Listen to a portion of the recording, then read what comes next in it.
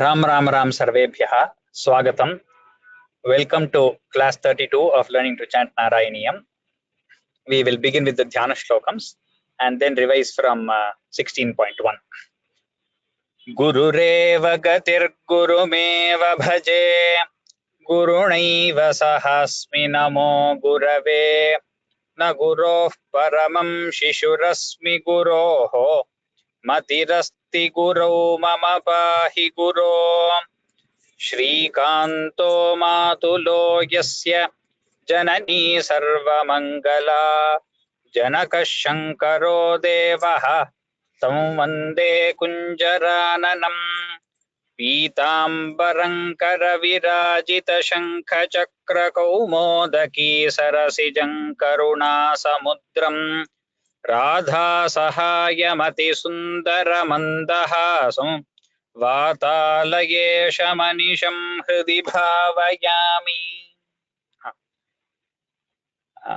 If Amogha, you can start with 16.1.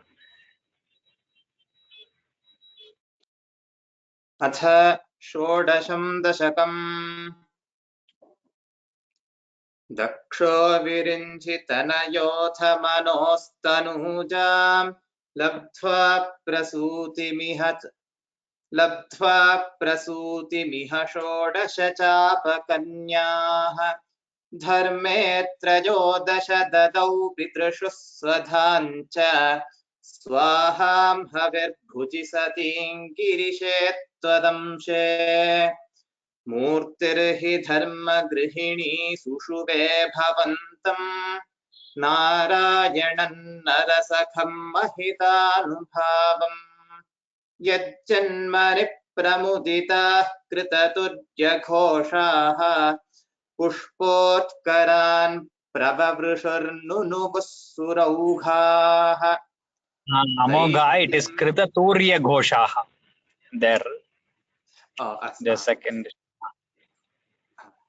यज्जन्मनि प्रमुदिताः कृततुर्यघोषाः पुष्पोत्करान् प्रववृषुर्नुनुवुः सुरौघाः दैत्यं सहस्रकवचं कवचैः परीतं सहस्रवत्सरतपः समराभिलभ्यैः पर्याय निर्मिततपः समरौ भवन्तौ शिष्टैककङ्कटमपुं न्यहतां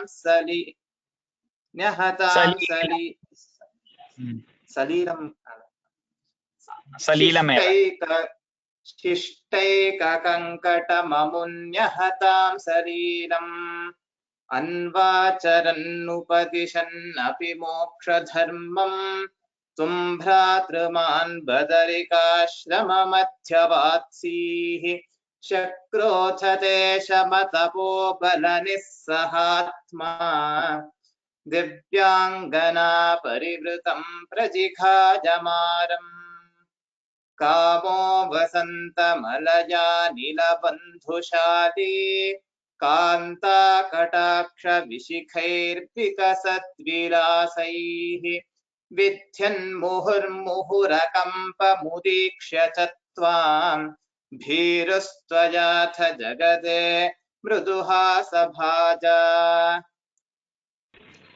Okay. Is Spurti there? If not, let Arjun start from Shloka 6. If Spurti is there, Spurti can begin from Shloka 6.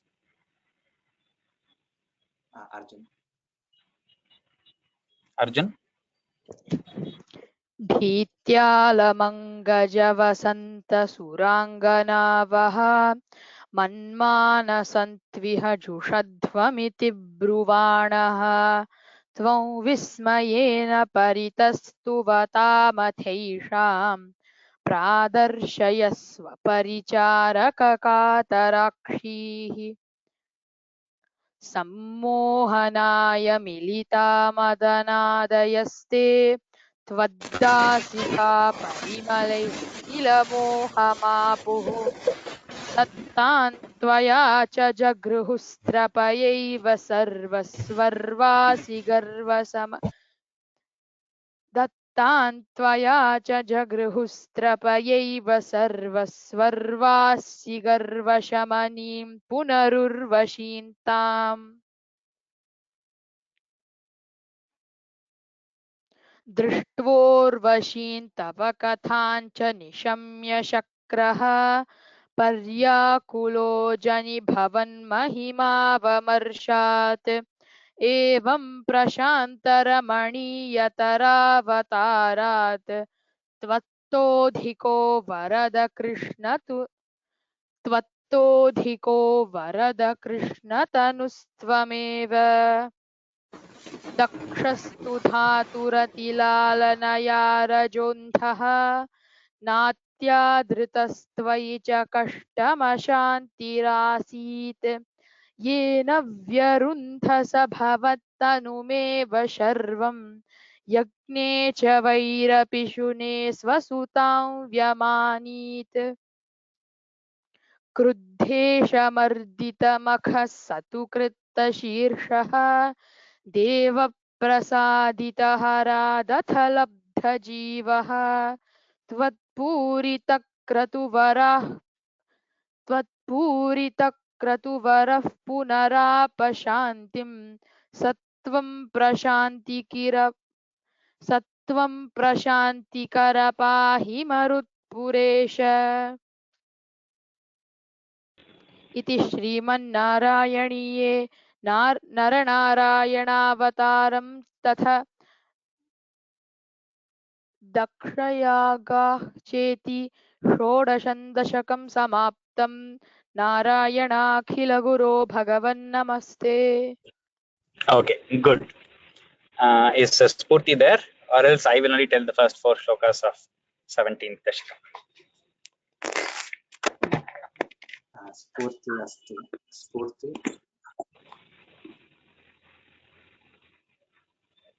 अहमेव वदामि वा? हा First shloka. उत्तानपादनृपतेर्मनुनन्दनस्य जाया बभूव सुरुचिर्नितरामभीष्टा अन्यासु नीतिरिति भर्तुरनादृता सा त्वामेव नित्यमगतिः शरणं गताभूत् अङ्केऽपि तुः सुरुचिपुत्रकमुत्तमन्तम् दृष्ट्वा ध्रुवः किल सुनीतिसुतोऽधिरोक्ष्यन् आचिक्षिपे किल शिशुः सुतरां सुरुच्या दुःसन्त्यजा खलु भवद्विमुखैरसूया त्वन्मोहिते पितरि पश्यति दारवश्ये दूरं दुरुक्तिनिहतः स गतो निजाम्बाम् सापि स्वकर्मगतिसन्तरणाय पुंसाम् त्वत्पादमेव शरणं शिशवे शशंस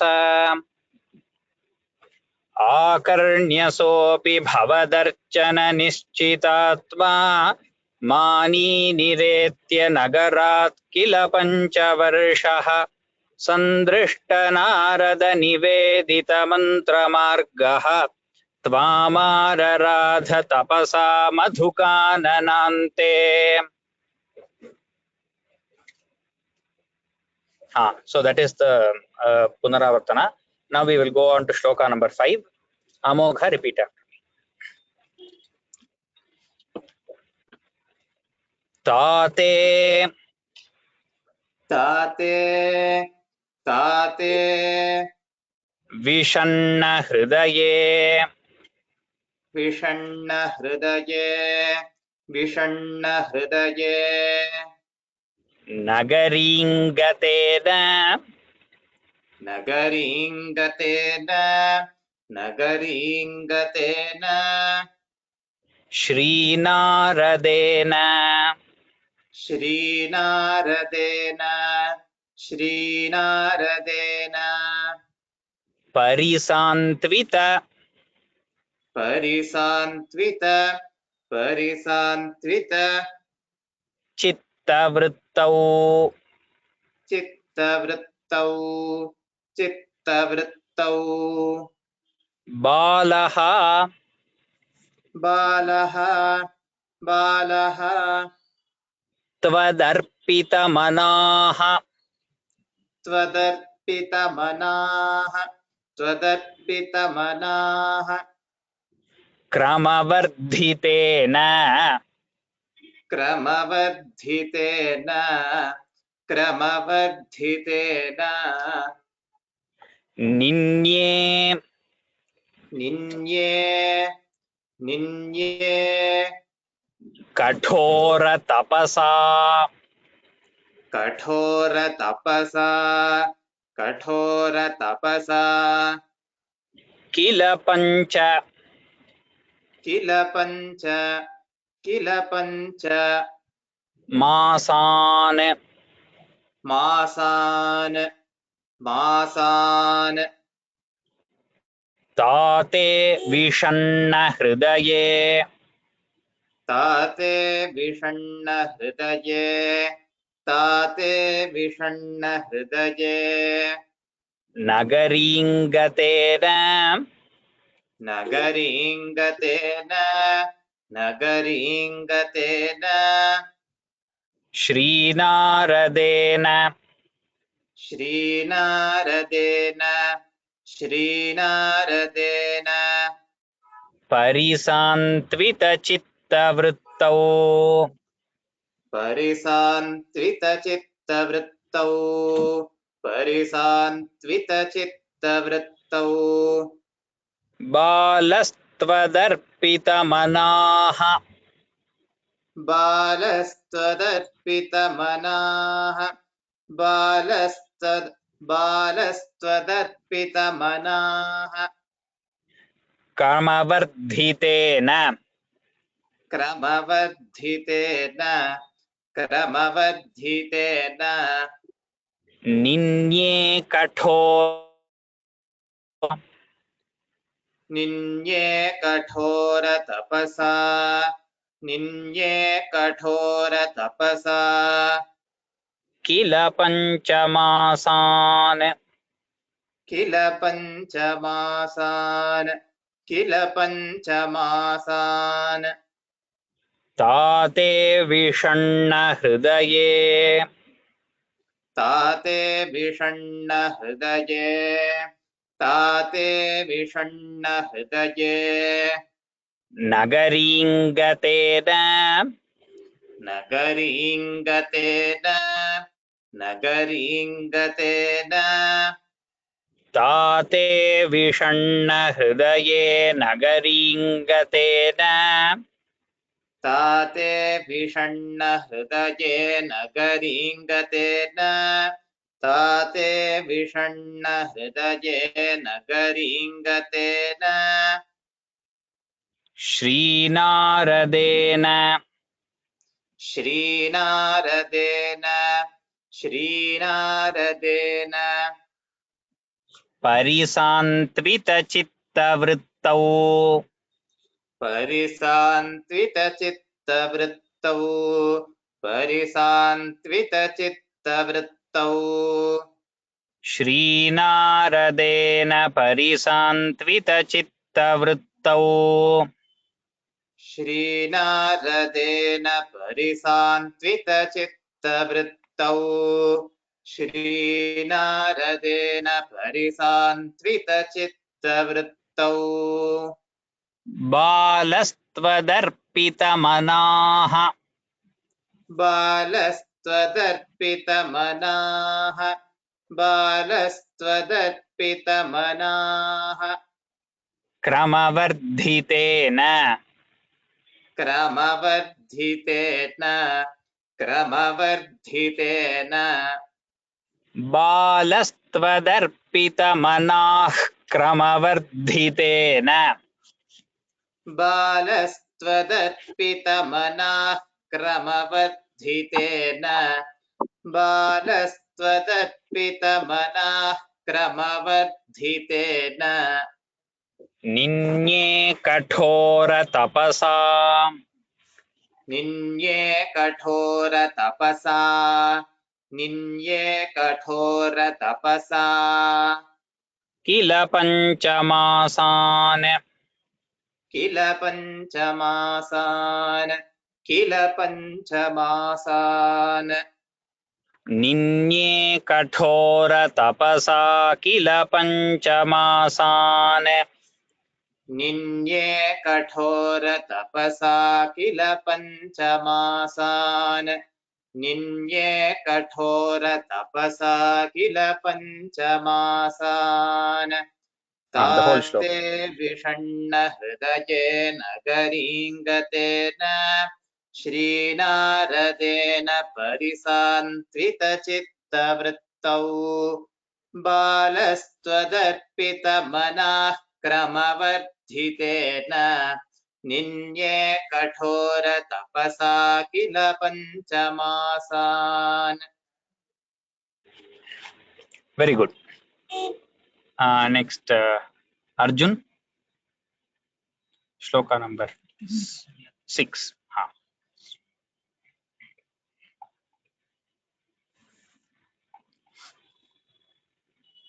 Okay. तावत् तावत् तावत् तपोबल तपोबल तपोबल निरुच्छ्वसिते निरुच्छ्वसिते निरुच्छ्वसिते दिगन्ते दिगन्ते दिगन्ते देवार्थितः देवार्थितः देवार्थितः त्वमुदयत् त्वमुदयत् त्वमुदयत् करुणार्द्र करुणार्द्र करुणार्द्र चेताः चेताः चेताः त्वद्रूप त्वद्रूप त्वद्रूप चिद्रस छिद्रस छिद्रस निलीनमतेः निलीनमतेः निलीनमतेः पुरस्तात् पुरस्तात् पुरस्तात् आविर्बभूविथ आविर्बभूविथ आविर्बभूविथ विभो विभो विभो गरुडाधिरूढः गरुडाधिरूढः गरुडाधिरूढः. See, in the fourth line, the first word, avirbabhuvitha, is one single word. It cannot be split. It is a kriyapada. But for simplicity of teaching, and if at all you have to teach children or you yourself want to get the pronunciation right, you can stop avirbabhuvitha and so on. So when teaching children, we need not always see exactly where the pada ends, and that is not the most important thing. So getting the pronunciation right is most important. So you might not actually split the words according to Vyakarana rules, but still you have to get the babhuvitha. So ba first alpa prana, then mahaprana, then the tha mahaprana. So it is a single pada. It cannot be split. Only through pratyayas and upasargas it can be split. But you should, even if you have to stop it at very weird places and get the pronunciation right, you still have to do that. You still have to go like avir, babhu, vitha, vibho, garudadhirudhaha. That's how you will have to practice also. So wherever you are finding difficulty, do not just try to split the word as pada by Vyakarana, or just like the way I have taught. So look at the word, stop wherever you feel like stopping, and then get the pronunciation right. Then tell it together.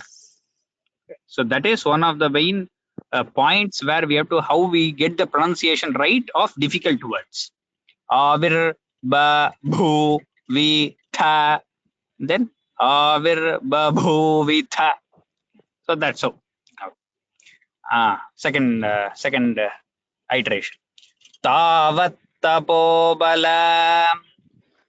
तावत् तपोबल तावत् तपोबल Niruchvasite. निरुच्छ्वसिते निरुच्छ्वसिते Digante. दिगन्ते दिगन्ते Devarthitah. देवार्थितः देवार्थितः Tvamudayat. त्वमुदयत् त्वमुदयत् Karunardrachetah. करुणार्द्रचेताः करुणार्द्रचेताः Tvadrupachidrasa. त्वद्रूपछिद्रस त्वद्रूपछिद्रस Nilinamateh. निलीनमतेः निलीनमतेः Purastat. पुरस्तात् पुरस्तात् Avirbabhuvitha. आविर्बभूविथ आविर्बभूविथ विभो गरुडाधिरूढः. विभो गरुडाधिरूढः विभो गरुडाधिरूढः तावत्तपोबल. तावत्तपोबल तावत्तपोबल निरुच्छ्वसिते दिगन्ते. निरुच्छ्वसिते दिगन्ते निरुच्छ्वसिते दिगन्ते तावत्तपोबल निरुच्छ्वसिते दिगन्ते. तावत्तपोबलनिरुच्छ्वसिते दिगन्ते तावत्तपोबलनिरुच्छ्वसिते दिगन्ते देवार्थितस्त्वमुदयत्. देवार्थितस्त्वमुदयत् देवार्थितस्त्वमुदयत् करुणार्द्रचेताः. करुणार्द्रचेताः करुणार्द्रचेताः देवार्थितस्त्वमुदयत् करुणार्द्रचेताः. देवार्थितस्त्वमुदयत् करुणार्द्रचेताः देवार्थितस्त्वमुदयत् करुणार्द्रचेताः त्वद्रूपचिद्रस. त्वद्रूपचिद्रस त्वद्रूपचिद्रस निलीनमतेः पुरस्तात्. निलीनमतेः पुरस्तात् निलीनमतेः पुरस्तात् त्वद्रूपचिद्रस निलीनमतेः पुरस्तात्. त्वद्रूपचिद्रसनिलीनमतेः पुरस्तात् त्वद्रूपचिद्रसनिलीनमतेः पुरस्तात् आविर्बभूविथ विभो. आविर्बभूविथ विभो आविर्बभूविथ विभो गरुडाधिरूढः. गरुडाधिरूढः गरुडाधिरूढः आविर्बभूविथ विभो गरुडाधिरूढः. आविर्बभूविथ विभो गरुडाधिरूढः आविर्बभूविथ विभो गरुडाधिरूढः So in the last line there are 5 Mahapranas. So you have to have a lot of prana to give prana to every Mahaprana. Very good. Tell the whole shloka now. तावत् तपोबलनिरुच्छ्वसिते दिगन्ते देवर्थितस्त्वमुदयत्करुणार्द्रचेताः Not त्वद्रूपचित् Devarthita, it is Devarthita. तावत् तपोबलनिरुच्छ्वसिते दिगन्ते देवार्थितस्त्वमुदयत्करुणार्द्रचेताः त्वद्रूपछिद्रसनिलीनमतेः पुरस्तात् आविर्बभूविथ विभो गरुडाधिरूढः. Good. So next shloka is Spurti. Are you there?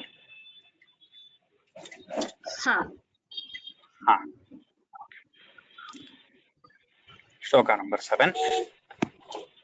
Tvadarshana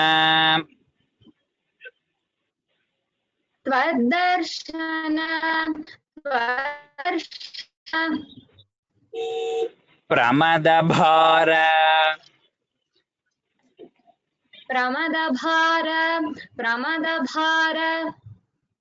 Tarangitantam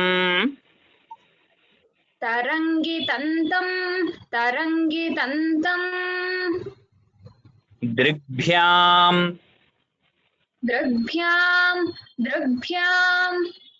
Nimagnamiva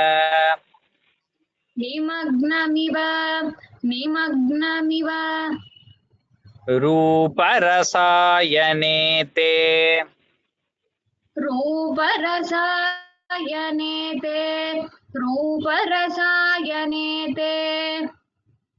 Tushtushamanam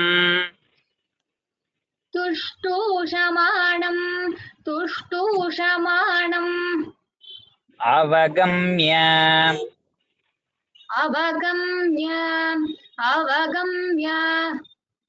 Kapoladeshe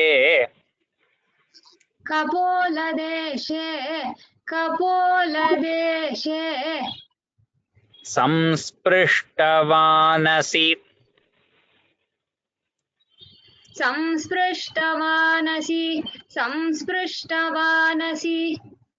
Darena.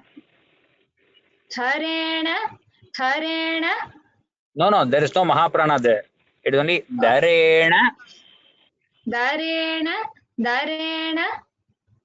Tatha Darena.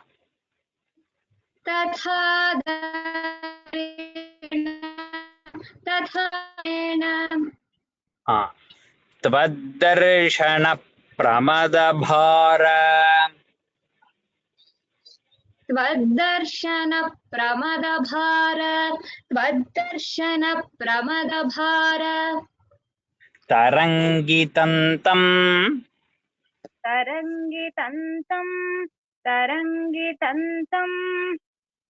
Drigbhyam Nimagnam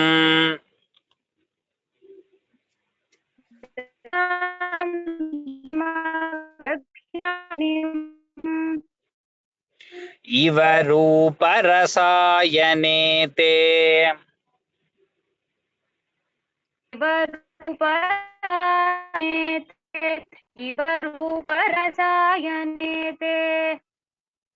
Tushtushamanam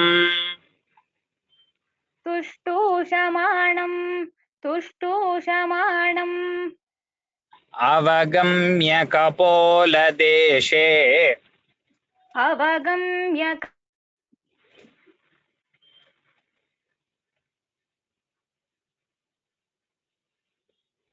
Samsprishtavanasi. एक निमिष स्फूर्ति maybe she has lost connection. Oh yes, he seems to have lost connection. Okay, Amogha, continue. Fourth line. Samsprishtavanasi Avagamya Kapoladeshe Samsprishtavanasi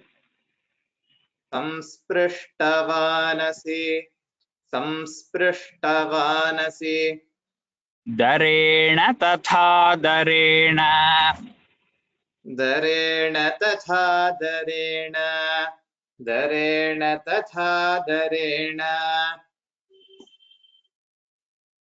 हाँ त्वद्दर्शन प्रमदभार त्वद्दर्शन प्रमदभार त्वद्दर्शन प्रमदभार तरङ्गितन्तं तरङ्गितन्तं तरङ्गितन्तं त्वद्दर्शन प्रमदभार तरङ्गितन्तं त्वद्दर्शन प्रमदभार तरङ्गितन्तं त्वद्दर्शन प्रमदभार तरङ्गितन्तं दृग्भ्यान्निमग्नमिव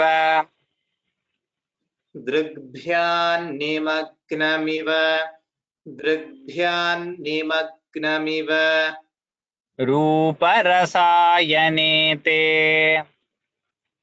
रूपरसायनेते रूपरसायनेते दृग्भ्यान्निमग्नमिव रूपरसायने ते दृग्भ्यान्निमग्नमिव रूपरसायनेते दृग्भ्यान्निमग्नमिव रूपरसायनेते तुष्टूषमाणमवगम्य तुष्टूषमाणमवगम्य तुष्टूषमाणमवगम्य कपोलदेशे कपोलदेशे कपोलदेशे तुष्टूषमाणमवगम्य कपोलदेशे तुष्टूषमाणमवगम्य कपोलदेशे तुष्टूषमाणमवगम्य कपोलदेशे संस्पृष्टवानसि संस्पृष्टवानसि संस्पृष्टवानसि दरेण तथा दरेण दरेण तथा दरेण दरेण तथा दरेण संस्पृष्टवानसि दरेण तथा दरेण संस्पृष्टवानसि दरेण तथा दरेण संस्पृष्टवानसि दरेण तथा दरेण हाँ the whole श्लोक त्वद्दर्शन प्रमदभारतरङ्गितन्तं दृग्भ्यान्निमग्नमिव रूपरसायनेते तुष्टूषमाणमवगम्य कपोलदेशे संस्पृष्टवानसि दरेण तथा दरेण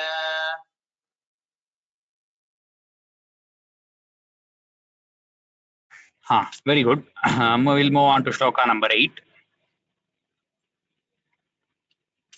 Today since we are on the way, I'm traveling, therefore Amogha is handling, and he's handling very well. He's the one who's handling the class today as the organizer, and that's why my video is not on, just for all the participants. No, I am just traveling, so I have not been able to put my video. Dhanyavadaha to Amogha. And now Ramya, shloka number 8, she will repeat after me. Tavat vibodha तावद्विबोधा तावद्विबोधा विमलं विमलं विमलं प्रणुवन्तं प्रणुवन्तं प्रणुवन्तम् एनम् एनम् एनम् आभाषथाः आभाषथाः आभाषथाः त्वमवगम्य त्वमवगम्य त्वमवगम्य तदीयभावम् तदीयभावम् तदीयभावम् राज्यञ्चिरम् राज्यञ्चिरम् राज्यञ्चिरम् समनुभूय समनुभूय समनुभूय भजस्व भूयः भजस्व भूयः भजस्व भूयः सर्वोत्तरम् सर्वोत्तरम् सर्वोत्तरम् ध्रुवपदम् ध्रुवपदम् ध्रुवपदम् विनिवृत्ति विनिवृत्ति विनिवृत्ति हीनम् हीनम् हीनम्. In the fourth line, Dhruvapadam is a single pada. By mistake, there is a space between Dhruva and pada. We'll correct it before we post it. Tavat vibodha तावद्विबोध तावद्विबोध तावद्विबोध विमलं प्रणुवन्तमेनं विमलं प्रणुवन्तमेनं विमलं प्रणुवन्तमेनं. It is not pranuvanta, it is pranu. You're saying it in between, just make it a little more n. Pra. So because the rakara is there, the nakara becomes anakara. Tata dadha na. विमलं प्रणुवन्तमेनं विमलं प्रणुवन्तमेनं आभाषथास्त्वम् आभाषथास्त्वम् आभाषथास्त्वम् अवगम्य तदीयभावम् अवगम्य तदीयभावम् अवगम्य तदीयभावम् राज्यञ्चिरम् राज्यञ्चिरम् राज्यञ्चिरम् समनुभूय भजस्व भूयः समनुभूय भजस्व भूयः समनुभूय भजस्व भूयः सर्वोत्तरम् ध्रुवपदम् सर्वोत्तरं ध्रुवपदम् सर्वोत्तरं ध्रुवपदम् विनिवृत्तिहीनम् विनिवृत्तिहीनम् विनिवृत्तिहीनम्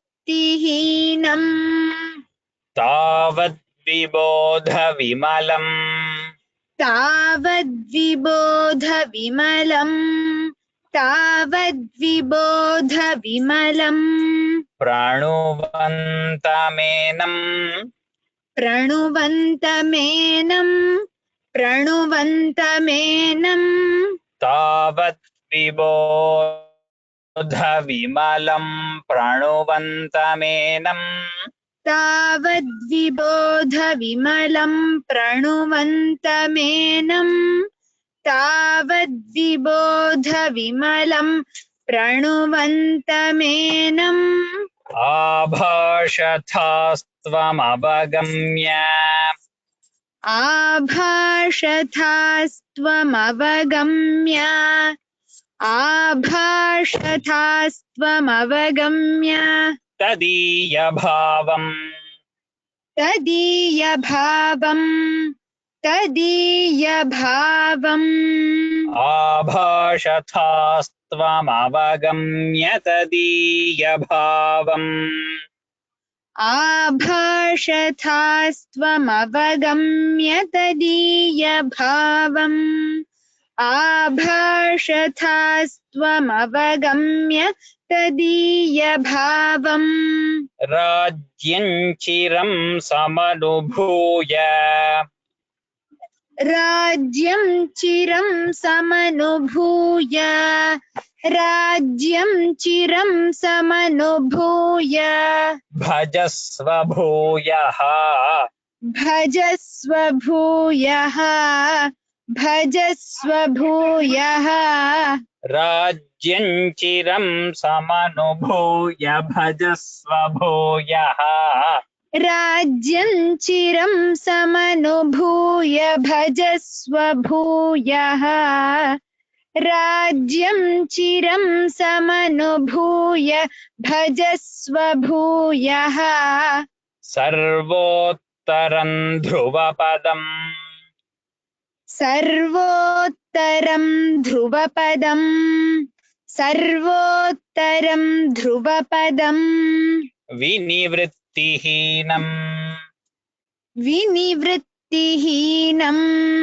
विनिवृत्तिहीनम् सर्वोत्तरं ध्रुवपदं विनिवृत्तिहीनम् सर्वोत्तरं ध्रुवपदं विनिवृत्तिहीनम् सर्वोत्तरं ध्रुवपदं विनिवृत्तिहीनम् Tell the whole shloka. तावद्विबोधविमलं प्रणुवन्तमेनम् आभाषथास्त्वमवगम्य तदीयभावम् राज्यं चिरं समनुभूय भजस्व भूयः सर्वोत्तरं ध्रुवपदं विनिवृत्तिहीनम् Very good. Next shloka.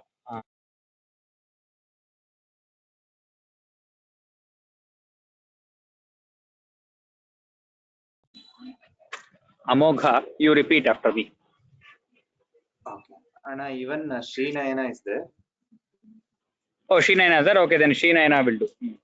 But she also will not have video.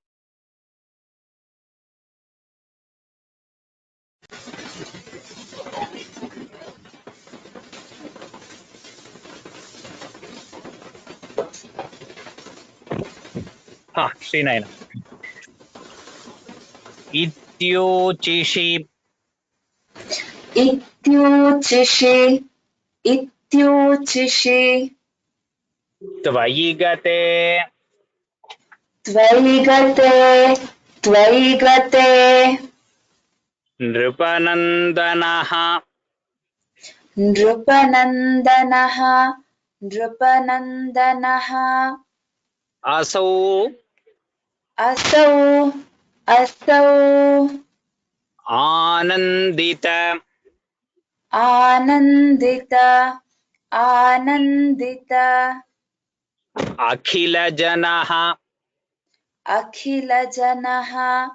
अखिलजनः नगरीमुपेतः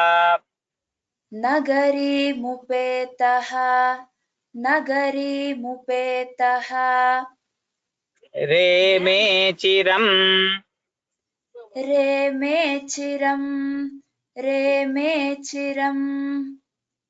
भवदनुग्रह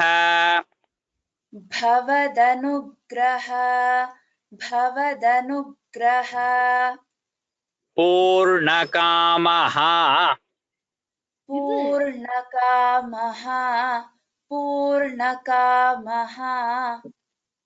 ताते गते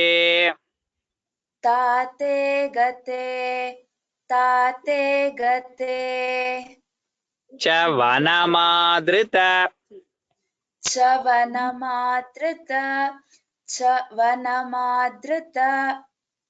राज्यभारः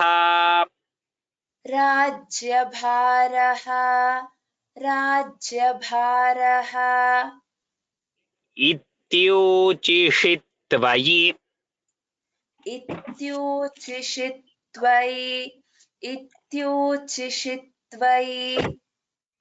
गते नृपनन्दनोऽसौ गते नृपनन्दनोऽसौ गते नृपनन्दनोऽसौ आनन्दिताखिलजनः आनन्दिताखिलजनः आनन्दिताखिलजनः नगरीमुपेतः नगरीमुपेतः नगरीमुपेतः रेमे चिरम् रेमे चिरम् रेमे चिरम् भवदनुग्रहपूर्णकामः भवदनुग्रहपूर्णकामः भवदनुग्रहपूर्णकामः ताते गते च ताते गते च ताते गते च वनमादृतराज्यभारः वनमादृतराज्यभारः वनमादृतराज्यभारः इत्यूचिषि त्वयि गते इत्यूचिषि त्वयि गते इत्यूचिषि त्वयि गते नृपनन्दनोऽसौ नृपनन्दनोऽसौ नृपनन्दनोऽसौ इत्यूचिषि त्वयि गते नृपनन्दनोऽसौ इत्यूचिषि त्वयि गते नृपनन्दनोऽसौ इत्यूचिषि त्वयि गते नृपनन्दनोऽसौ आनन्दिताखिलजनः आनन्दिताखिलजनः आनन्दिताखिलजनः नगरीमुपेतः नगरीमुपेतः नगरीमुपेतः रेमे आनन्दिताखिलजनो नगरीमुपेतः आनन्दिताखिलजनो नगरीमुपेतः आनन्दिताखिलजनो नगरीमुपेतः रेमे चिरम् रेमे चिरम् रेमे चिरम् भवदनुग्रहपूर्णकामः भवदनुग्रहपूर्णकामः भवदनुग्रहपूर्णकामः रेमे चिरम् भवदनुग्रहपूर्णकामः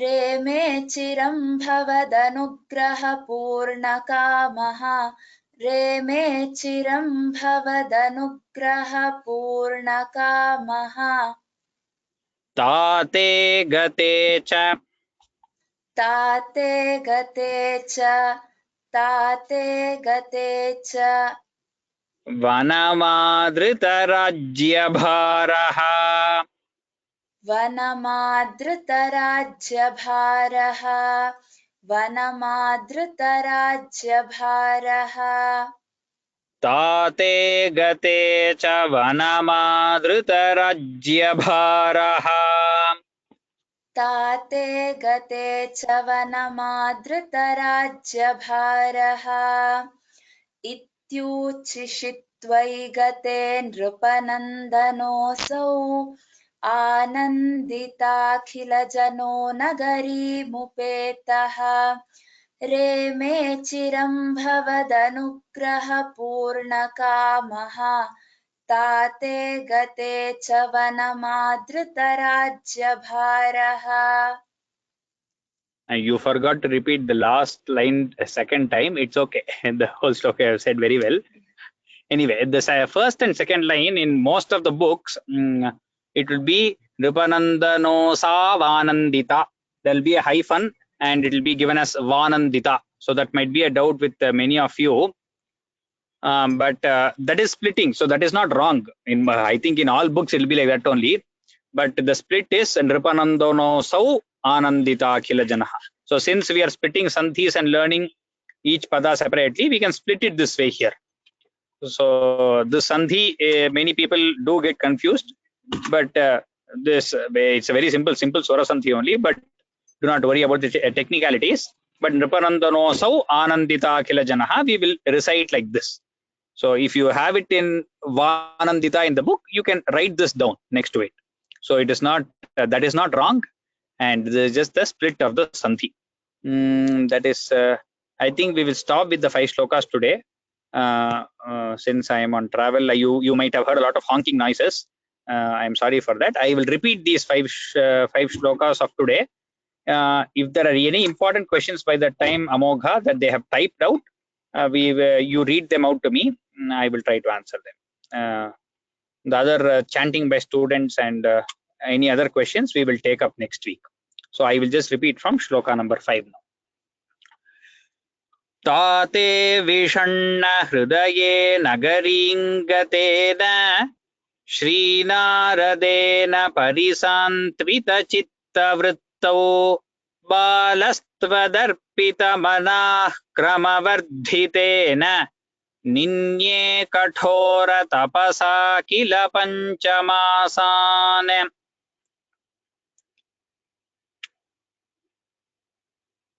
Tavat tapobala niruchvasite digante devarthitastva karunardrachetaha tvadrupa chidrasa nilinamate purastat आविर्बभूविथ विभो गरुडाधिरूढः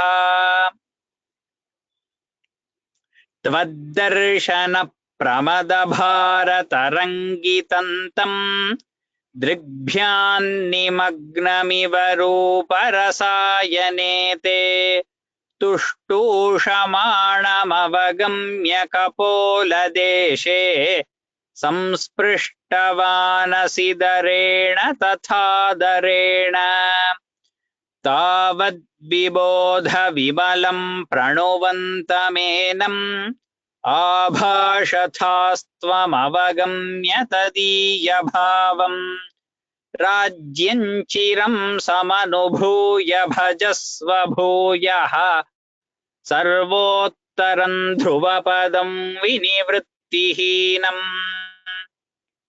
इत्यूचिषित्वयि गते नृपनन्दनोऽसौ आनन्दिताखिलजनो नगरीमुपेतः रेमे चिरं भवदनुग्रहपूर्णकामः ताते गते च वनमादृतराज्यभारः. By the way, the memorization test, some of you might be waiting eagerly for that. So that is after 8th November. I will give out the schedule and the forms this week. It will come out by mail. So it is after 8th November only. So you have at least one more week to memorize all of them.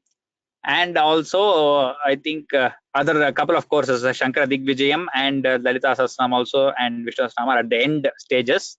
So I hope some of you who are attending that, you will get more time to memorize for this course also now, and you will be able to memorize. Many of you, I hope many participants attend the memorization test. Any other questions, Amogha, that anyone has typed out that needs to be answered? Mainly in 8th Shlokana, Sarvottaram Dhruva Padam. In SN Shastra book, it is given Dhruva Padam separately. Okay. So it is taken as Sambodhanam. Okay. Is it right? Dhruva Padam. Okay. That is also right. Yeah, that is right. Then we will keep it like that. If it is like that, nothing wrong. Yeah, it is like kind of like a Shlesha Alankara over there. Dhruva Padam Vinivrittihinam. And Dhruva Padam is Dhruva's Pada, and also that which is an eternal Pada. So there are multiple meanings that can be given there. We will keep it as Dhruva Padam only then, with the space. Good.